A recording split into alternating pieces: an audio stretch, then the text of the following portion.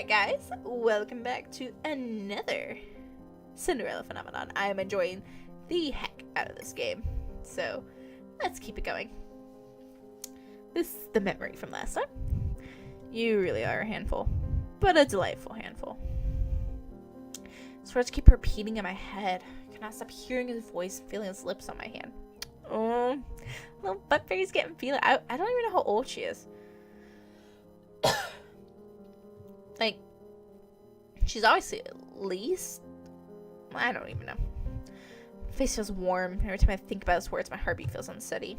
I really have to stop thinking about that. Karma is karma. He puts that on that overly polite act with everyone. But then I am pretty sure I've never seen him do anything like that. Something like that with any other person. I just go downstairs and stop thinking about all this. I need to tell Parfait and Delora what happened. Because the time I returned to the marching yesterday, I never spoke to anyone about what happened. Maybe someone's downstairs. Someone usually is. Leave my room and make my way down to the reception. It's quiet when I enter, but not as silent as I thought it would be.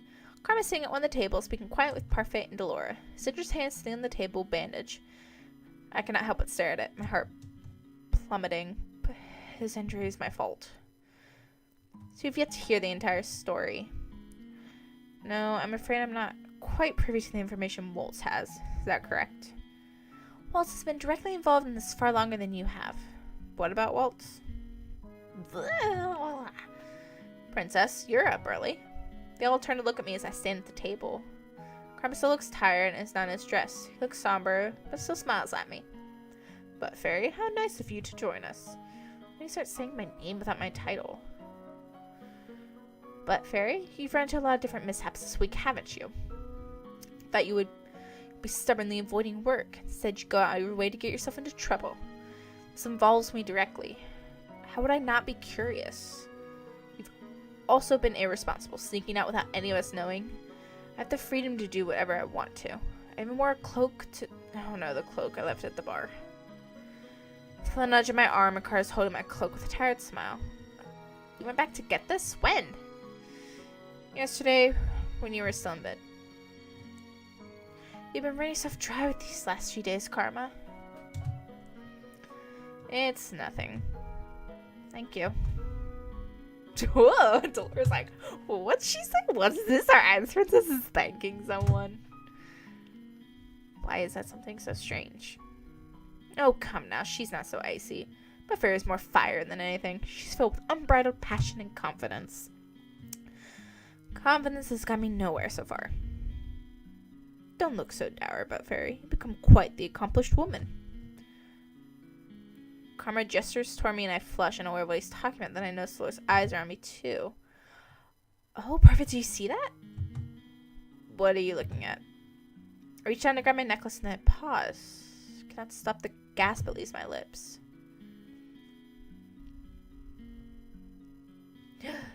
When did this happen? Princess, you didn't realize that there was an extra piece to your necklace? Congratulations, Princess Betfair. You're a step closer to breaking your curse. I feel proud.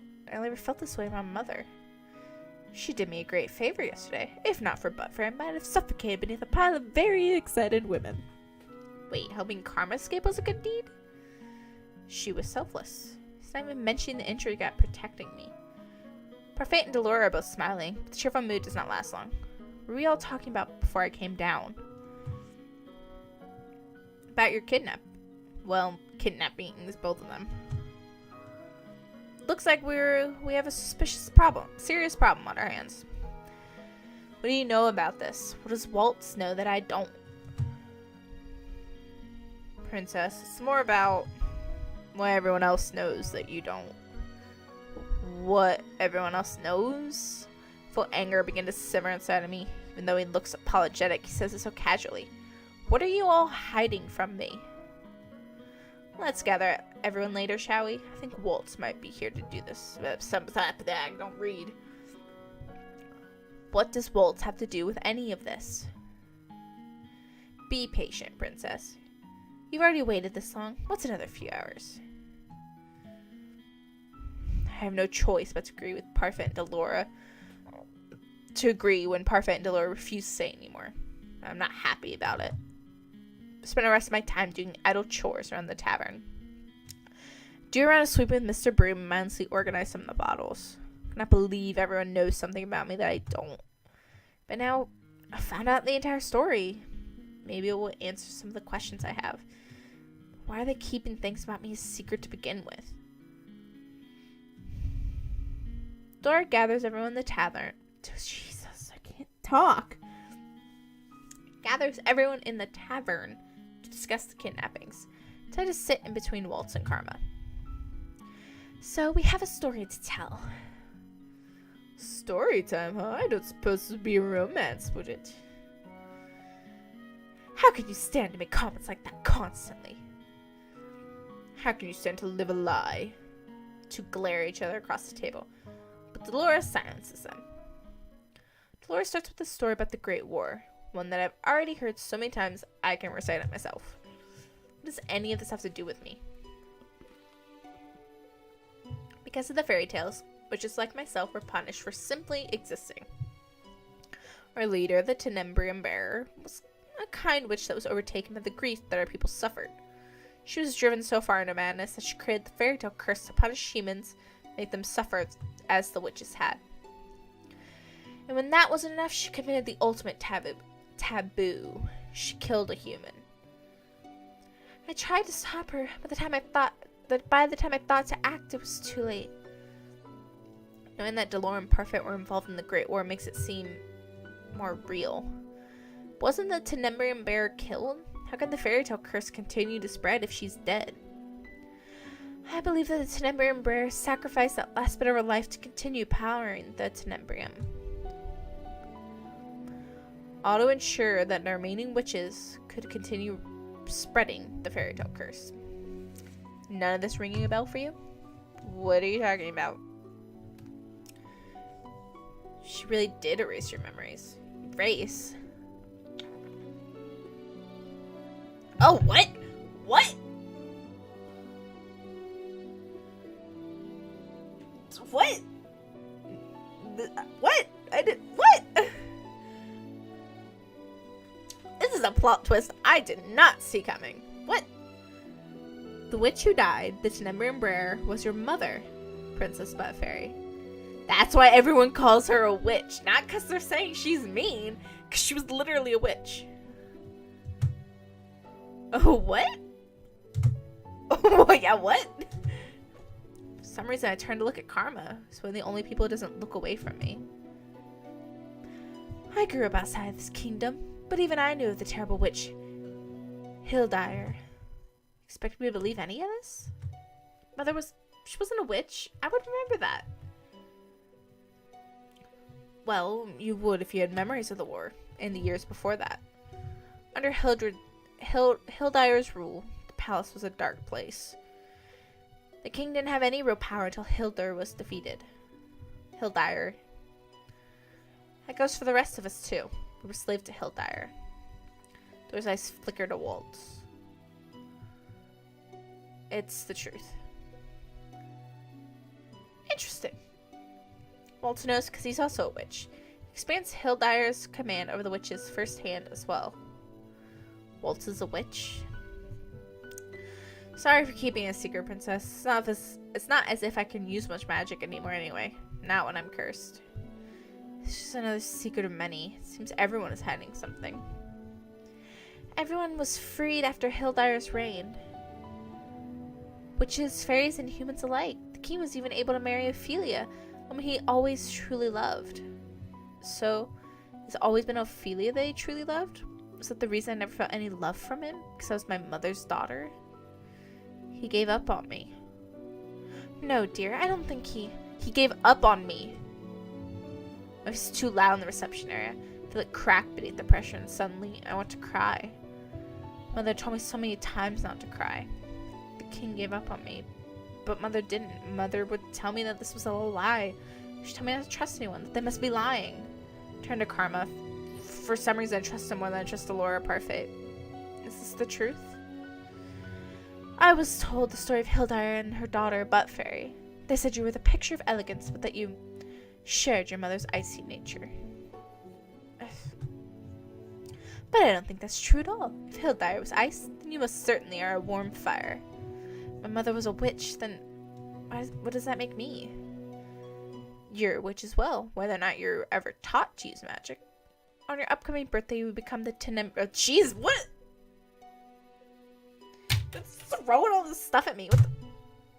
Do you realize how ridiculous all this sounds? This all sounds. Me, a witch? The king never said anything. Now can I even ask him if it's the truth? Because I'm cursed. Why would you even curse me? We didn't want to repeat the tragedy, but Fairy. I sat on your shelves for almost a year, Princess. There was ice in your heart, and if you had inherited the Tenebrium in that state, who knows what would have happened? Why didn't you just tell me any of this? Delora and Parfait look at each other before dropping their gazes to the ground. We have told you before, would you have even bothered to listen? Kay must have tried to do the same thing, and look how that turned out. Shut out everyone who ever tried to tell you about Hildire's true nature. That's probably true. Even now I'm having trouble believing that they're telling me the truth. The whole world feels as if it's collapsing around me. I need to escape. I need to go out and be somewhere else. But why are the witches looking for me? You're the heir to the Tenebrium. No doubt the evil witches want you on their side so they can continue wreaking havoc in Angel with the fairy tale curse. The men that were looking for Butt Fairy were not witches, though. They were knights. Perhaps the witches and the knights are working together? It must be part of Alcaster's scheme to steal the throne. What are you talking about? The reason why Garland and I left the Order of the Calderio was because the king did not believe us about Alcaster's coup. How would he know of the princess's identity, though? Anyone who isn't a witch, a fairy, or isn't cursed shouldn't be able to remember her. But now we know that it's not just the witches looking for a princess, but the knights of the Order of Calderia as well. They definitely have a description of her somewhat. Jeez. But, Fairy. I reached out a hand, touched my shoulder, and I flinched back before standing up. I cannot speak right now. I want to be alone. Let her go. She need a lot of time to think. I leave everyone sitting at the table as I try to process the whirling thoughts in my mind. Hildire, my mother, the only person I ever thought loved me, was the Tenebrium bearer, a witch. First witch to kill a human. Which that started the fairy tale curse. All this time I thought Mother was the only one who cared, but what if she never did? I stayed in my room for a long time trying to process everything I've been told. Face. This is some deep stuff, jeez. Days go by before I decide to leave the tavern again to watch Carmen practice with the knights. These last few days I felt hollow. Maybe seeing the normal practices will help me feel better. It will make things feel like nothing's changed. When I arrive at the forest, however, only Carmen is standing in the clearing. He's staring through the trees as if he's seen something there, but his expression is solemn, almost sad. Eventually he sighs, shaking his head before turning in my direction. Ugh. But Fairy. I prepare myself for a response, but find that no words come to mind. I've not spoken to Karma since the talk about Mother and the witches, and any of the ease I felt with him before has slipped away. Still, I came here on my own. I cannot just stand here being mute. I say the first thing that comes to mind. Where are Jurin and Garland? I'll only train with Garland. Jurin is on patrol duty tonight. He'll be here later. I just came early. Seems you did too. But Fairy, are you okay? I'm sorry I haven't been by to see you. It's not as if you owe that to me. I don't owe it to you, but I truly wanted to. I've just been busy these last few days scouting the town for information. As much as I want you to come with me, why would you ever have wanted to pair up with someone like me anyway? Why, Princess? That's because I am bitter and cold. Though I want to change, all I can think about is myself. But now, I want to change because I do not want to be the same as my mother. Isn't that selfish? Maybe so, but all of you are being selfish for the right reasons. An entirely selfless person can't survive in this world. Jeez. I have like a bubble building in my nose and it's ugh. Before we can make each other happy, we have to be happy ourselves. Happy. Ourselves? Yes, an angry person holds resentment towards everyone, and it mars whatever good deeds they seek to do. That is why I cannot complete any good deeds. Wrong, you've already completed one. Recognizing the need for change is always a good thing, Butt Fairy, regardless of the motivation you're trying to become a better person. That is what matters. He gets closer. Takes a step toward me, puts his hands on my shoulders, and leans down until I can look right into his eyes. Karma's serious expression startles me as much as his touch. It is never too late for anyone to change. You taught me that. What? How could I have taught Karma anything? Do you mind if I tell you a story, Butt Fairy? He's standing too close.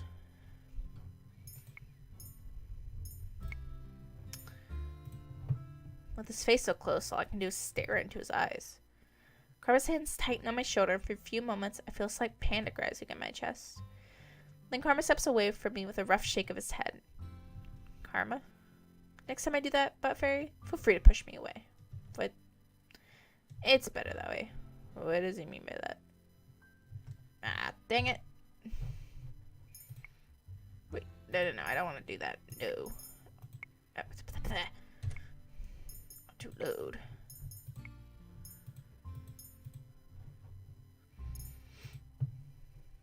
I take a step away from him and Karma's hands fall from my shoulders. He sighs. Story better be just as dramatic as mine. Thank you, Butt Fairy. For what? For agreeing to listen. And for what you just did. Stepping away from him, beside distracting him. Once upon a time in a land far, far away, lived a crown prince from a kingdom called Bergantia. These names, jeez. They just like Googled weird words and made the names of everything, and it's kind of ticking me off. Bergantia is one of the neighboring kingdoms, so this isn't make-believe. His name was Claude Arctic Rinaldi Matthias Almonte. Almonte. Jeez. You don't need 6 names. 5, jeez. But because the name was such a mouthful, he settled for an acronym as a nickname. Oh. Karma. Because at the least, around the palace, as in at least around the palace where it was acceptable. Jeez. Claude. Got a freaking ridiculous name, Karma. This person literally was like, I want a character named Karma. I'm gonna make an acronym around it. Claude, Adric, Rinaldi, Matthias, Almonte. Jeez. Oh, jeez. Prince Cloud was a man who flaunted his beauty and talents to all that he met. He often used his talent to get what he wanted. Jeez. Prince Cloud was a selfish man who felt he was entitled to everything that he had. He was vain and often left his castle unattended so they could avoid his responsibilities. Then one day, he chanced upon a beautiful maiden in the town square. He led her around the whole day, as charming as he possibly could. Then at the end of the day, he asked the woman to be his lover. She agreed, but their time together did not last. Only weeks later, Prince Cloud threw her away as one throws away an object and broke the woman's heart. And she cursed him.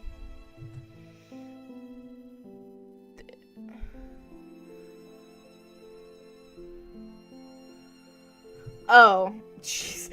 For a split second, I was thinking, wait, is Karma my real father? But then no, that I think he's referring to the actual witch. Okay, jeez. For a split second, I was like, oh my gosh. But no.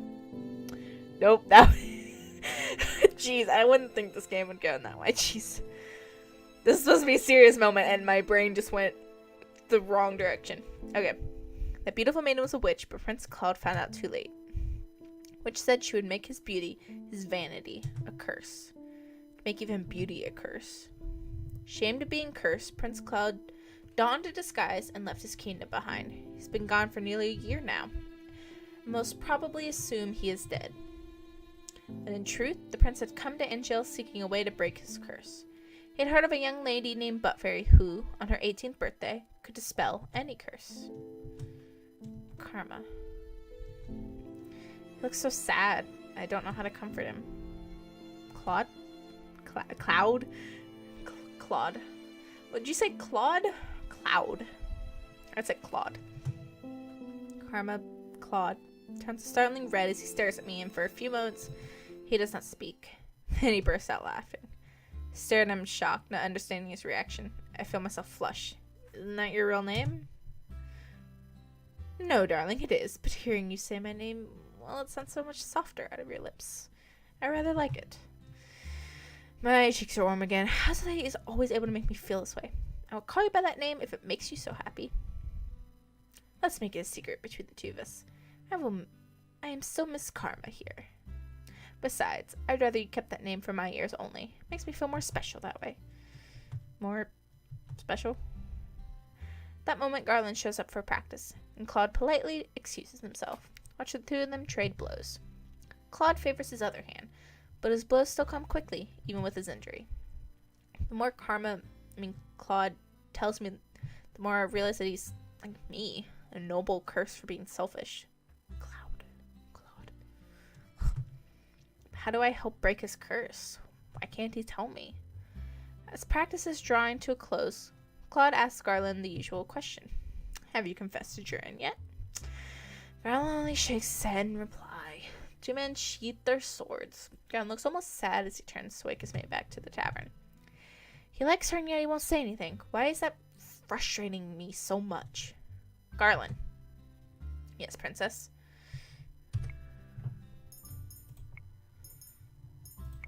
You have to tell her. Claude told me before that confessing is hard, but what Garland is going through looks even harder. Princess, you know I'm incapable. No, you think you're incapable. But if you never say anything to her, you'll never know. If I say something wrong, I risk losing everything I already have with her. If you say nothing, you risk losing what you could have. But Fairy is right. Maybe you should really tell her, Garland. Before Claude was adamant that Garland shouldn't confess to Jurin. What changed? If I mess this up, let's try looking at it through another lens. Imagine that Jurin is Buttfairy. How do you think she would like to be confessed to? I frown at the two men, arms crossed. Excuse me. Well, you and Jurin are very similar. You're both very straightforward. Confess to the princess? I was moved to Claude, but only faintly, before they are once again on Garland. You just need to do something simple, Garland. Something that will not rub her the wrong way. Maiden's heart is never fragile, and each woman is different. Is ever fragile? Is that what he said? Not never. Wait. Yes, ever fragile. I said never. Claude is wearing an amused smile on his face. But he's looking at me, not Garland. Excuse me. Okay. And I have to look away. But Fairy, your tomato red again. It's adorable. Cross my eyes over my rapidly beating heart again, force a scowl on my face. No, let's just think about what Garland could do. Something simple. Like when Karma kissed my hand, Garland kissing Jurin's hand is probably not a good idea. Maybe you could do what Claude and I did that one day in town. You could buy her some food and then you can just talk. God, have you just asked Jurin out for food? Not alone. Jurin's practical. She always eats at the tavern. She's always on her duty if she's available. I'll take her patrol shift 2 nights from now then. And tomorrow, you could ask her out for a meal. We can make your invite a grand affair. We could drape banners on the walls, or I could just give her a rose. That sounds like a terrible idea. I am offended. I feel like if I did something like that for Jurin, she would get embarrassed and punch me. Sounds like another lady than I know. Cloud grins at me, but I just roll my eyes. Garland, just ask her normally. Then when you're out alone together, you can confess. I'll make sure you have time to do it. I'll purposely come late to practice tomorrow night so you can ask her out for the date. How does that sound? You two really think I can do that? You just have to ask the question. Whatever follows will at least be an answer. Tomorrow night, then. Good man. I'm sure it will go swimmingly. Or I could drown. You won't drown, Garland. Garland excused himself with a nervous smile before Claude turns to me, expectingly with a mischievous grin. Now, Butt Fairy, we'll come here early tomorrow and spy on them. We need to scope out against Spot. Spy on them? Of course, we need to make sure that our efforts pay off. I don't think we should. You don't want to see how it plays out? Immediately shook my head, unable to put my emotions into words. For some reason, I imagine myself in Jern's position. It feels too personal. Claude's likeliness suddenly springs to mind. I feel my face grow hot again. But Fairy, you've been oddly out of it today. Claude reaches out a hand at me and then abruptly pulls away. Stare as he smiles at me, almost sheepishly. Conversation between us dies, and we return to the marching. Days passed, and though I did not spy on the conversation between Jern and Garland, notice that Garland has been smiling from ear to ear during his practice with Claude recently. I can only assume this confession went well. Claude took the patrol shift tonight, and as I lie in bed, I am restless. For a time I watched Claude practice with Jern and Garland. I'm reminded of the palace of Fritz. I wonder how Fritz is doing. Is he still practicing with the other knights? Thoughts darken as I recall the kidnappings. Claude had saved me every single time. Claude got injured saving me. Unable to sleep, I slip out of bed and make my way to the reception room. The night air is cool, no one stops me from standing just outside the margin. I can't just sit back and do nothing anymore. I have to act. I don't want Claude to get hurt because of me again. Eventually I see Claude approach. He looks tired and is moving more slowly than usual. But when he sees me, his lips quirk into a smile. But Fairy, what are you doing out here tonight, love? Love instead of darling? That's new. Hello, Claude. His face is dark red again.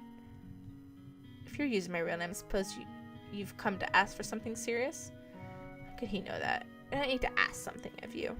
I do need to ask something of you. Well, if you need a shoulder to cry on, I'm right here, love. What? Oh, it's not about... Oh, is this not about... Never mind. I'm asking you if you'll be my instructor. For some reason, I seem to have caught Claude off guard. He stares at me for a few moments. What? To learn how to use the sword, and I want you to be my instructor. Claude's expression becomes uncharacteristically serious. I'd rather you didn't learn how to use a sword. I do not want you to have to keep protecting me. I don't mind protecting you. I do. Claude sighs and... Oh, jeez.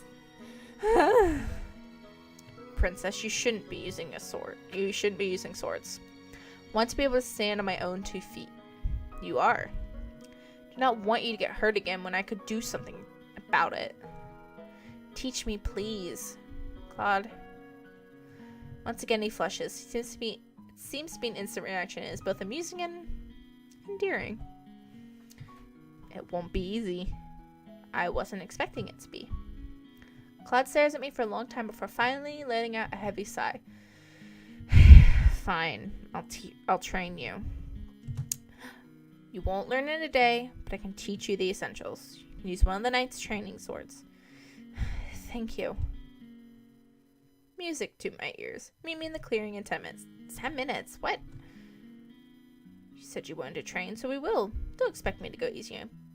But aren't you tired? Looks exhausted when you came in and now he wants to train. Already trying to get out of training? I am not. Claude shakes his head, but he's smiling. See you there in a few minutes, love. Moonlight spills through the leaves, illuminating the forest with gentle light. Long minutes pass as I stand in the clearing. I begin to feel restless. It isn't like Cloud to be late. It's that bright trigger finger. Is he tending to his injury? I hear rustling in the leaves and turn immediately to see what the disturbance is. But the minute I do, I'm pulled back by a strong force. My word goes black. Ah, great. Before I can scream, I hear a gentle voice. Lesson 1, Butt Fairy. When approached by an enemy that you can't see, remain calm and use your 5 senses to judge how best to get the upper hand. This voice is coming right behind me. Jeez, your hand is a little too close for comfort there, buddy. Claude, become aware that this is the closest he's ever been to me. My back pressure is just like this.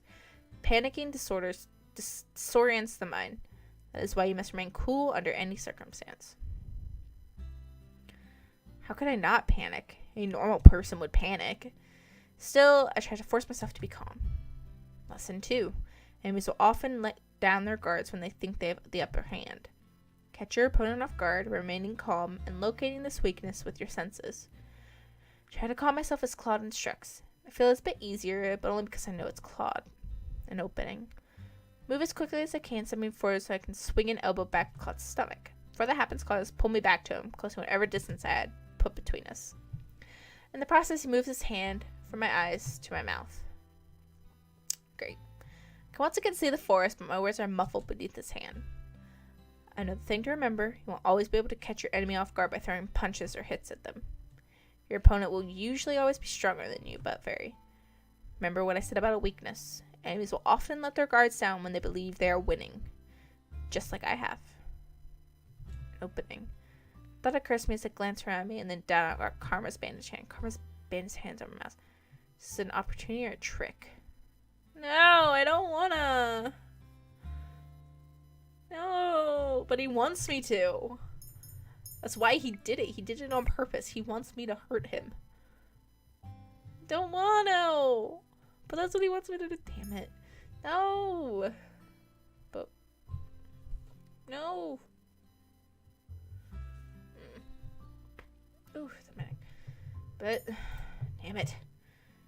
I'm going to feel terrible about this, but I have to try. Try to shift my head to get enough space to bite down. Even Claude cannot hold me completely still as I squirm. Eventually, the hand over my mouth moves just enough for me to open my mouth, but I falter. I bite the hand that I injured. Unable to do anything, I immediately shake my head and I hear Claude groan. One stiff motion, he pushes me down to the ground, put my hands behind my head as he frowns at me. You're not even going to try and find an opening? I glare at him. I'm not going to bite your hand. Bite my hand? I didn't even think of that. But you made it obvious. You put your hand over my mouth. Remember, you try moving my hand. Pushing back a person's thumb usually causes their grip to loosen. How was I supposed to know that?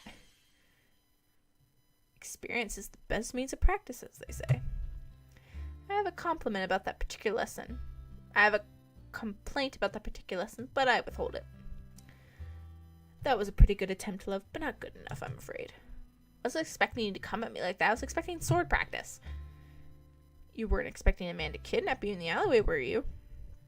I glare up at him, unable to say anything because he's right. You're oddly quiet. It's hard to find an opening to hurt you and you're not really my enemy. Does not move, but continues to stare at me. His face is close to mine. Close enough to what, exactly?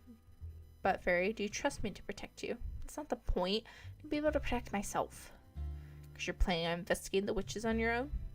No, I want to be able to protect myself because I do not want you getting hurt protecting me. Cloud leans down. I can feel his hairs on my cheek. For a few moments, everything slows to a stop, and I can hear my heartbeat and his slow breathing. Once you set your mind to something, you don't let go, do you? Cloud pulls away from me before I can respond, and he's standing again, offering me a hand. Let's get started with some sword work, then. Pleasant smile is back on his face. I can never tell what he's thinking at times like these. What do you really like, Cloud? Cloud? Chapter 7. Thorny Rose. So he is kind of like the Beauty and the Beast. Except instead of making him like a beast, it made him like irresistible to people.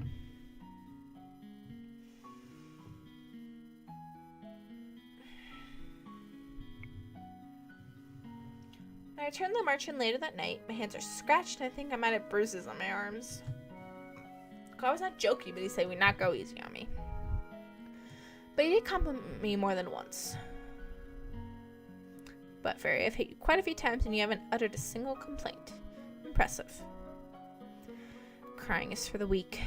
Though everyone should be sleeping, I notice that the light is still on at the tavern. I see Jordan and Garland up at the table, speaking with each other and laughing. If Cloud had come with me, he would be happy to see this. You two are still up? I'm even surprised when they turn to face me. Good days like these are even better when stretched. I haven't been off duty in a long time. Did you both have a good night tonight? It was great. Garland knows these little places in town that I've never even heard of before. So that Jordan's more energetic than usual. Her smile a little wider than normal. I wonder if she's drunk. I'm gonna get another drink. Another drink? Garland leans in towards me, his voice hushed. We already bought a replacement bottle when we were out today. We would never take anything from the marching without money. Right. Sure, drunk. Oh no, princess. Tipsy. It's like a buzz. Fades a lot quicker. Oh. Garland and I watched Jaren as she refills her glass at the bar. I have to thank you, princess. I never would have asked her out if you and Karma hadn't insisted on it. So you told her? Garland looks at me with a pleased smile. I'll take that as yes. She didn't really realize until much later. I just asked her out for food and she thought that was all it was. And Jaren really did need to be told bluntly. What happened? I had told her? And we talked and remembered old times. He sounds like an old man. And I held her hand. I noticed Garland flinch ever so slightly, but he's smiling. Looks pleased with himself. And the night's not over yet, so he trails off with a hopeful smile before he raises his eyebrows at me. What about you and Karma? What about us? I've asked him to train me. Train? Prince, if you asked him to teach you how to use a sword? What's this? Our princess going to pick up a sword? Jeremy returns to the table. I'm too tired to properly join in the conversation. I should leave them to the conversation head to bed. Need to get some rest and start practicing at night. Excuse myself to head upstairs. Ugh. I'm started awake by excruciating bright light. As momentary wins over, I'm sitting in my bed, dazed and confused. My eyes burn. And flies to the pendant around my neck, where I see the second glass slipper with another piece. What? Wait, what did I do? There's another piece? But when did I do another good deed? Grasp the necklace tightly in my hands, make my way to the tavern. Everyone's doing their pre-morning chores when I get to the tavern area. Notice Carmen glaring off into space, and then not far from him, the two knights. They haven't been up all night, have they? Make my way slowly over to them. Even back then, you were like some kind of shadow, weren't you? You had to hide it. It was always obvious you were tailing me back then. It was only because I was worried about you. I realized. You didn't have to follow me, Lan. But I'm glad you did. Lan. Jaren. Oh, shush. Fritz used to call you that, too. And it's Garland's childhood nickname. He still gets embarrassed when I call him that. I see. So what are you two talking about? Oh, we were just reminiscing. Look at the two of them critically for a few moments, waiting for them to say something. They both exchanged a glance before looking at me confused. Well, what? How did your date go last night? That makes the sound turn to beet red. Jaren's eyes quirk, and then she laughs. Oh, that? It went well. So well, in fact, that you can see the two of us are still very much enjoying each other's company. Jaren is usually busy taking her around, so them. Geez, my nose. With a scowl on her face. She looks happier being here with Garland. More relaxed. I even say that we're dating. He's like, wait, what? This is new to me. Isn't it funny how red he gets, princess? You were blushing just as much as yesterday when I... So one more word, Lynn, I swear I'll punch you. Two of them are both blushing now. It seems oddly comical. Who knew that two great knights of the Order of Caladria could be so easily undone? Both of you are amusing to watch. Two of them stare at me, suddenly solemn-faced. Some remember that one conversation the knights all had at the castle, talking about how they had all personal reasons for being knights, despite the fact that they all served the king. I'd always thought that Jaren and Garland were stoic and honorable, that their only reason for becoming knights was a sense of justice. Seeing them here, though, not that stoic facade, they feel more like people. My curiosity is piqued. Do you mind if I ask what your reasons for becoming knights? Oh, my father was a knight. He put his life on the line for this kingdom. Jaren's father was a living legend in his own right, and he had the medals to back it up. My father wasn't around a lot, but I always admired him. Judging by the look on Jaren's face, it's clear that she really loves her father. My mother died when I was young, and because my father couldn't be around all the time to take care of me, I ended up practically living with Lan and his family. I always got annoyed when I called him my brother. Now I know why. Jaren wanted to follow his father's footsteps. Her father's. Then why did you join the Knights, Garland? Because he wanted to watch over me. I never knew you blushed so easily. Garland seems to blush even harder at that, and Jaren's laughter becomes infectious. I feel amusement begin to bubble up as I watch the two of them. but a cold voice cuts through the laughter in the atmosphere like a hot blade through ice. Could you keep it down over there? I see that Claude's eyes, normally so warm or cold. His usual smile is gone, placed with a deep scowl. Oh, we're sorry. He's still glaring at the two of them. Oh, I can tell him about the necklace. Karma, I got another piece of my necklace. Another good deed. Claude turns his gaze to me, but the frown doesn't disappear. That's nice, darling. Voice is calm, but flat. That felt lackluster. Oddly disappointing. Good deed? Congratulations, princess. You're close to breaking your curse. What did you do to get the... I'm not sure. It was for helping Lan confess. I hear you and Carmen went out of your way to make it happen. That happened yesterday, though. Maybe it was magic was waiting to see what became of Garland and I? Carmen makes him a dismissive hand gesture from his table, frowning. You insist on being so affectionate, you should get her. Jeez, what's wrong with you, Karma? Ugh. I'm stuck to my chair. Affectionate. Jern's smile has faded away into a dangerous scowl. Garland looks confused. Jern looks notably irritated. Shadow's still there on his face. Claude does not look okay at all.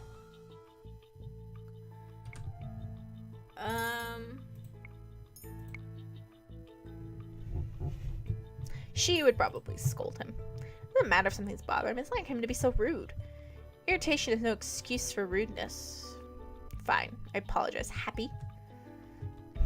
Looks at me for a few moments. His expression twisted into a definite scowl, but doesn't hold long. Moments later, his expression softens and he looks away, almost in shame. I'm sorry.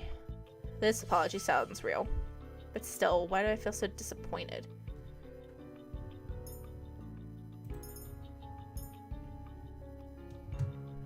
Silence descends for a few moments before Claude abruptly stands up from his table. Excuse me. Claude turns briskly and heads upstairs, leaving me with the two knights. Wonder what's wrong with him. Think we've been running him too thin because of practice? Don't think it's you two. I get the feeling that Claude holds himself back from saying what he means sometimes. Sometimes he acts strange, distant. Recently he's getting more and more moody. Princess? Look over at Annis, who is smiling apologetically. Sorry to interrupt, but Mr. Broom is getting kind of restless. Time to sweep, I suppose. Well, maybe cleaning will get my mind off of things. The rest of the day goes by slowly. I'm stuck cleaning most of the day, and then server later. At one point, I speak with Delora about the knights that had attempted to kidnap me, and she tells me that she and Parfait remain later to discuss their suspicions. I still don't understand what their suspicions are. When Sir Alcester cannot possibly know who I am.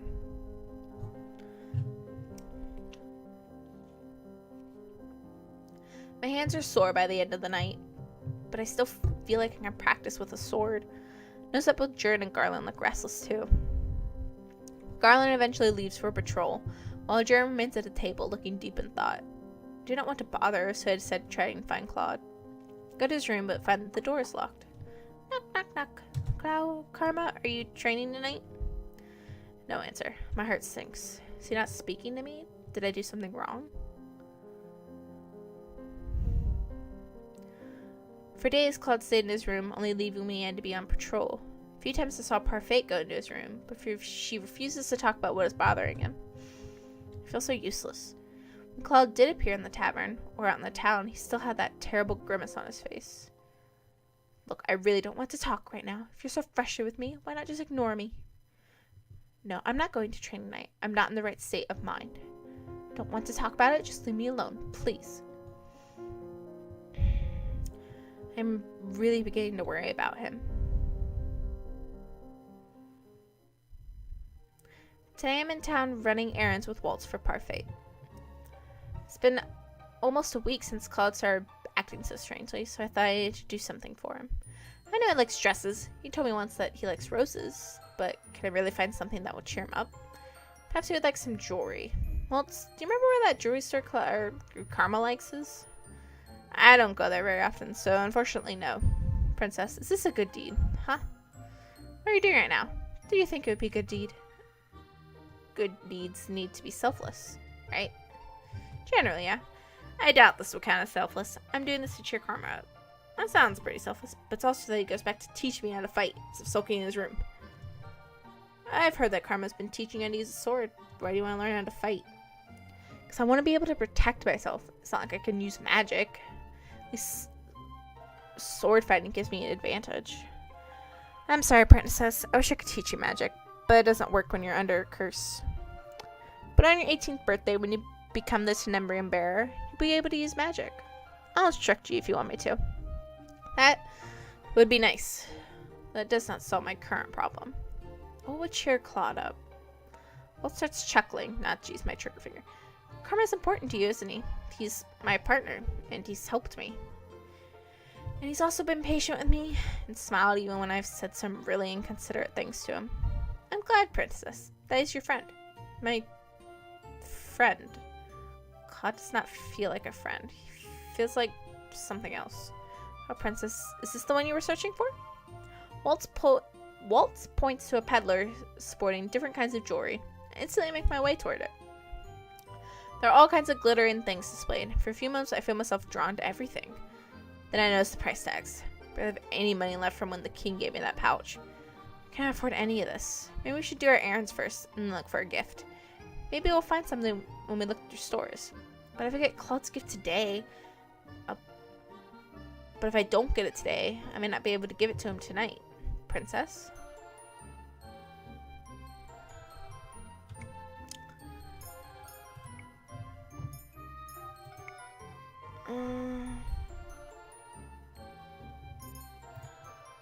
I know the errands are important, but I really need to find Claude a gift. Is it wrong to put him first? I should be able to find him something soon. Do you have something else in mind for him? No. It shouldn't take too long to find him something. I'll follow your lead then, Princess. The two of us walk around town for at least an hour searching for our gifts, but nothing stands out to me. I slowly feel myself becoming frustrated, knowing that I've wasted so much time. I haven't even done the errands yet. Maybe Waltz was right. We should have done the errands first. I've wasted a lot of time, haven't I? We're fine, Princess. It'll just take a little longer to get back to the marching. Spend a few hours gathering the supplies needed for the tavern.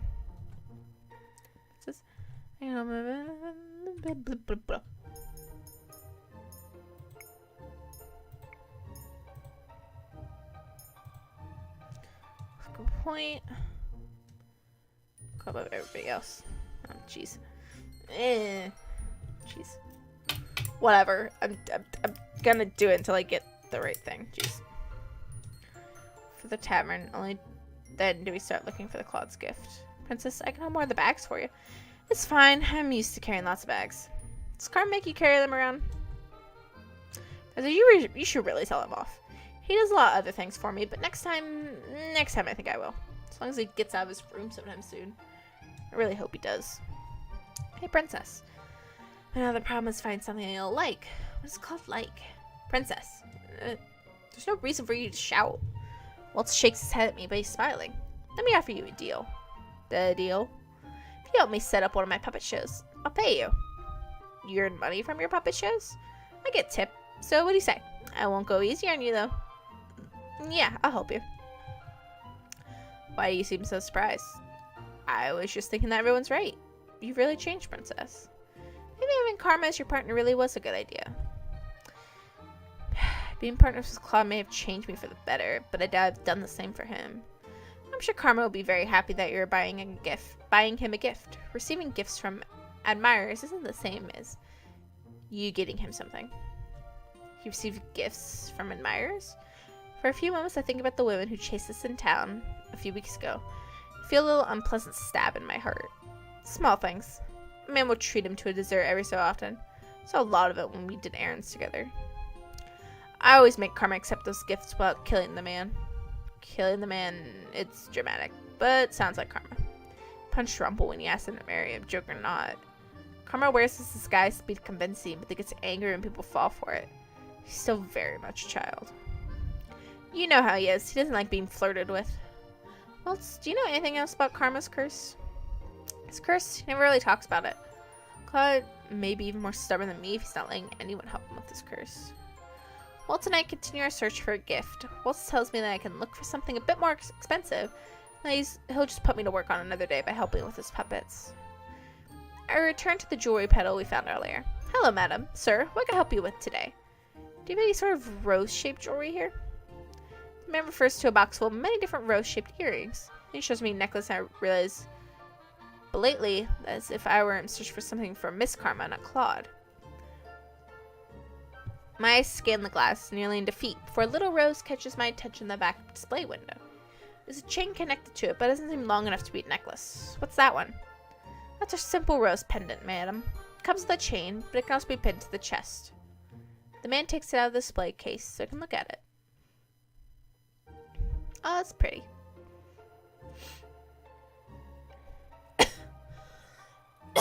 Jeez.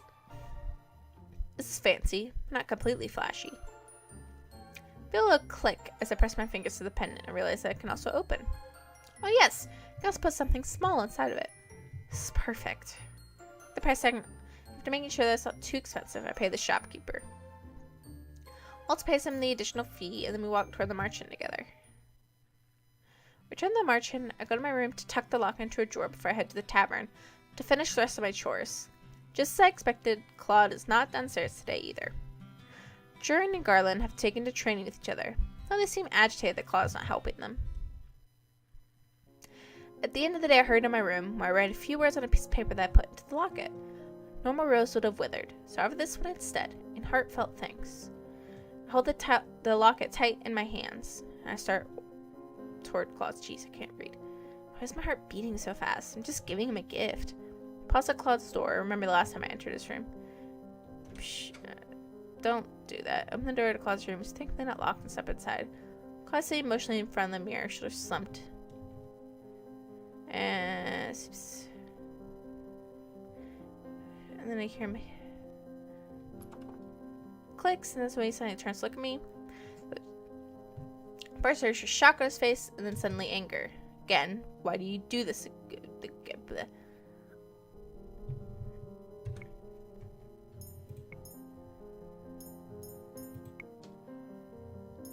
I came to give you something. It's so important, so very essential that you once again miss knocking on my door for a simple delivery. I wanted to be surprised. Oh, jeez.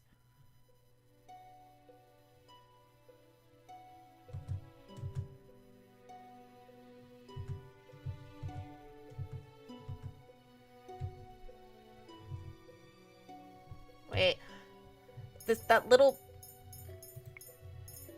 Now I'm always scared that I did the wrong...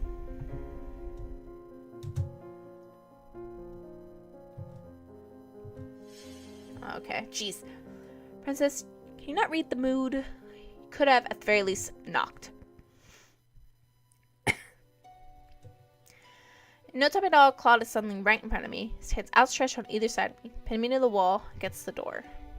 His face is so close, expression so fierce, and I not even bring myself to think of a way out of it. The only thing I can do is stare at him levelly, without getting angry, without crying. I will not show any weakness. Why? Why aren't you struggling or screaming at me? That's what the butt fairy that I know would do. And you don't know me as much as you think you do. And you know nothing about me. I already have a retort prepared when I stop, realizing that he's right. Barely know anything. No, I don't. No, I don't. But I'd like to. Why do you insist on poking your nose in other people's business? We're partners. It's the only reason it has to be. I am supposed to help you, so why do you keep secrets from me? Help me? Sip's quirk. A smile is sardonic. Claude, I want to help you. The silence that descends between us, I find that I cannot help but look at Claude's tattoo.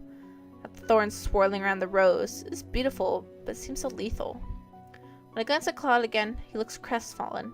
His eyes glittering like he might be on the verge of tears.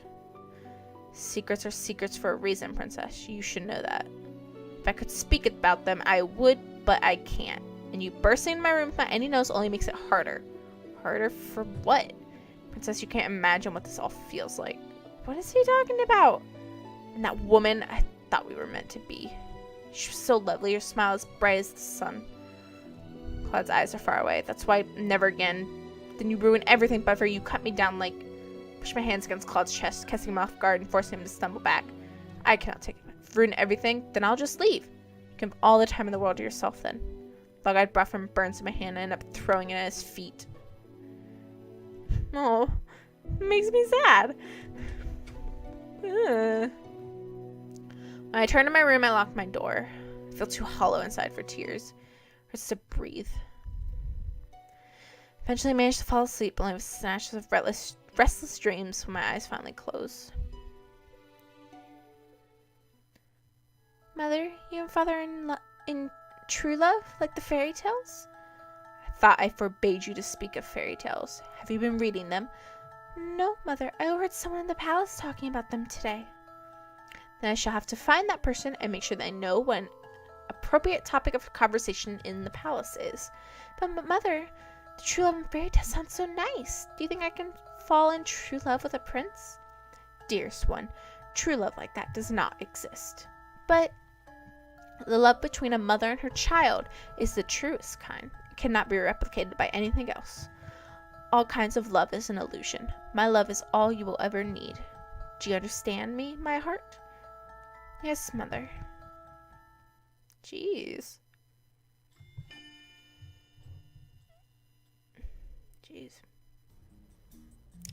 Alright. That'll be it for this recording as well. I will see you guys in the next one. Bye.